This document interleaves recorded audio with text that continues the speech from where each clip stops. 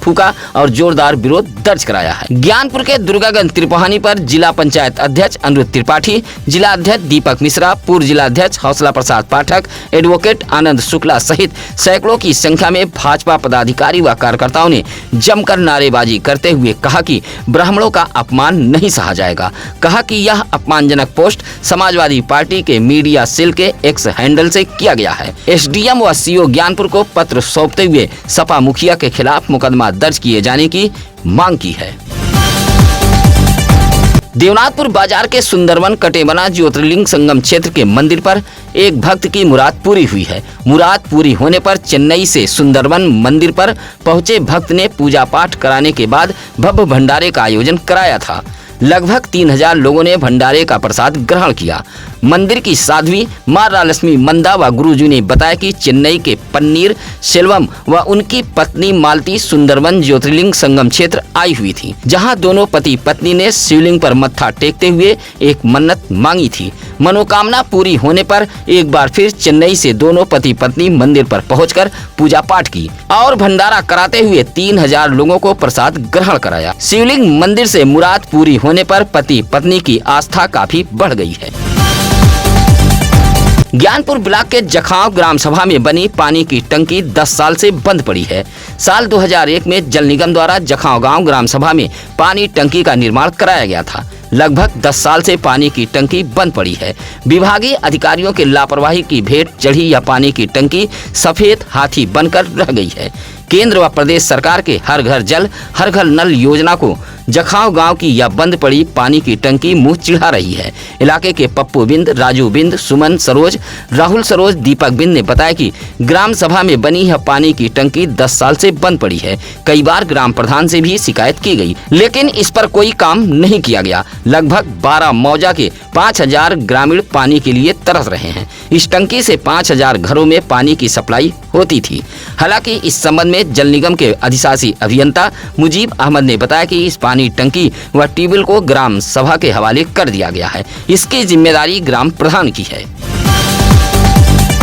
सुरियामा के महुआपुर ग्राम सभा की एक इंटरलॉकिंग सड़क को पोकलैंड मशीन व ट्रैक्टर तोड़ रहे हैं। मिट्टी खनन में लगी पोकलैंड मशीन ट्रैक्टर गांव की इंटरलॉकिंग सड़क को क्षतिग्रस्त कर रहे हैं। इलाके के ग्रामीणों ने बताया कि महुआपुर से दुलही तारा तक इंटरलॉकिंग सड़क बनी हुई है। यह इंटरलॉकिंग सड़क 5 साल पहले बनाई गई थी।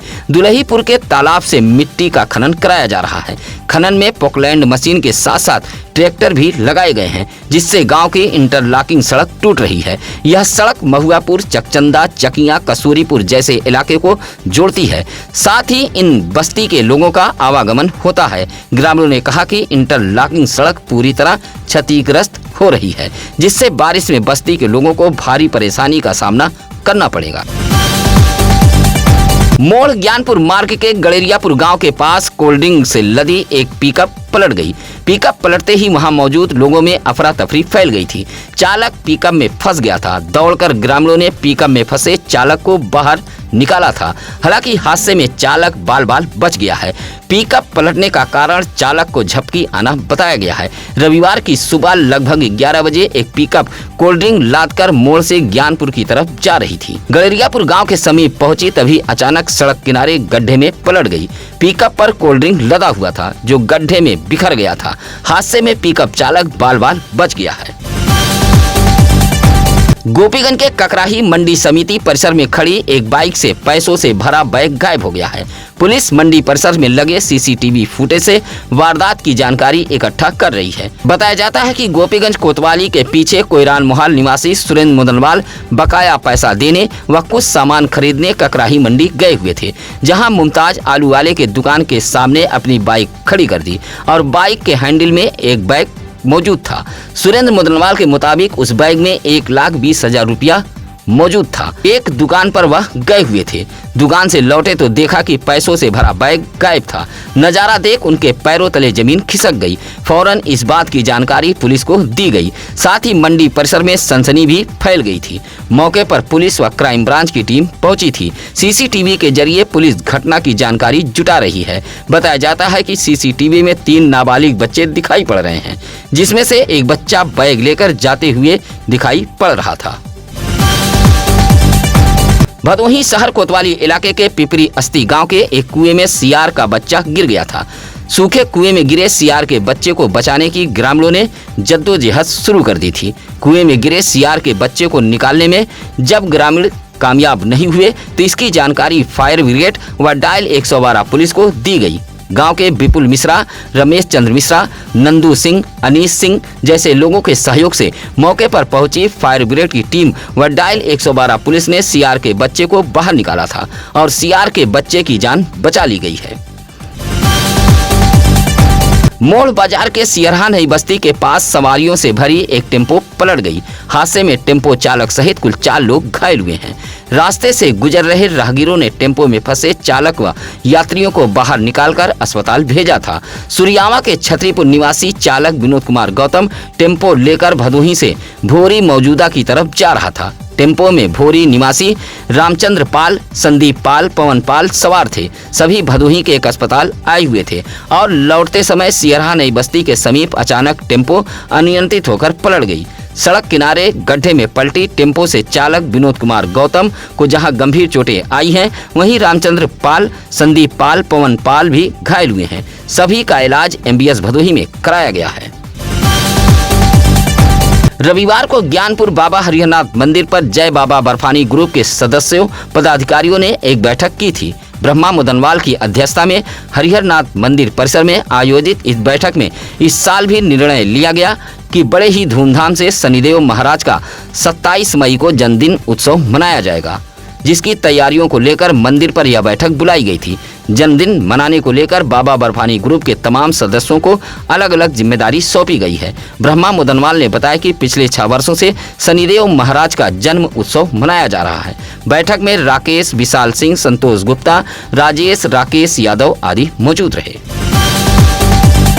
विद्युत विभाग के अधिकारियों की लापरवाही के चलते एक क्षतिग्रस्त विद्युत पोल कभी भी धराशायी हो सकता है। शिकायत के बावजूद भी विद्युत विभाग के अधिकारी नहीं चेत रहे हैं। मामला कोयरौना थाना इलाके के लखनपुर भद्राव गांव का है। इलाके के नितेश सिंह, अंकित सिंह ने बताया कि लगभग 1 सप्ताह पहले एक कार के धक्के से गांव में लगा विद्युत पोल नीचे से टूटकर क्षतिग्रस्त हो गया है। अगर तेज हवा चली तो विद्युत पोल गिर सकता है। इसी विद्युत पोल पर 16 kVA का ट्रांसफार्मर भी लगा है। ऐसे में अगर क्षतिग्रस्त विद्युत पोल गिरा तो बड़ा हादसा हो सकता है और विद्युत आपूर्ति भी बाधित हो सकती है। इलाके के लोगों ने क्षतिग्रस्त विद्युत पोल को बदलवाए जाने की मांग की है। माननीय न्यायालय के आदेश पर भदोही कोतवाली पुलिस ने सरोही दुलमदासपुर के रहने वाले 5 लोगों पर दहेज उत्पीड़न सहित अलग अलग धाराओं में मुकदमा दर्ज किया है। असनाव बाजार के झिंगुरपुर निवासी 53 वर्षीय जाबिर अली ने अपने अधिवक्ता के जरिए माननीय न्यायालय में प्रार्थना पत्र देते हुए गुहार लगाई थी कि उनकी पुत्री अलका समा की शादी सरोही के दुलमदासपुर निवासी आरिफ के साथ हुई थी। जाबिर अली का आरोप है कि बेटी के ससुराल के लोग उसे दहेज की और मांग करते थे। मांग पूरी न होने पर उसे मारपीट कर घर से निकाल दिया गया है। उधर माननीय न्यायालय के आदेश के बाद भदोही कोतवाली पुलिस ने सरोही के दुलमदासपुर निवासी आरिफ, आजाद, फनेजा, रेहाना व एजाज के खिलाफ अलग अलग धाराओं में मुकदमा दर्ज कर लिया है और विवेचना शुरू कर दी है। सत्यम न्यूज अखबार व सत्यम न्यूज वेब टीवी आपके जिले का अपना चैनल व अखबार है। खबरों के माध्यम से आप भी अपनी आवाज को शासन सत्ता तक पहुंचाना चाहते हैं तो किसी भी खबर के लिए आप चैनल पर फ्लैश हो रहे नंबरों पर हमें फोन कर सकते हैं या फिर सत्यम न्यूज सिटी कार्यालय भदोही शहर के चौरी रोड, पायल टाकीज, मोहल्ला बूढ़ा पट्टी में आकर मिल सकते हैं। इसी के साथ अब नसीर कुरैशी को दीजिए इजाजत। नमस्कार, आदाब। ताज़ा खबरों के लिए सत्यम न्यूज़ को सब्सक्राइब करें।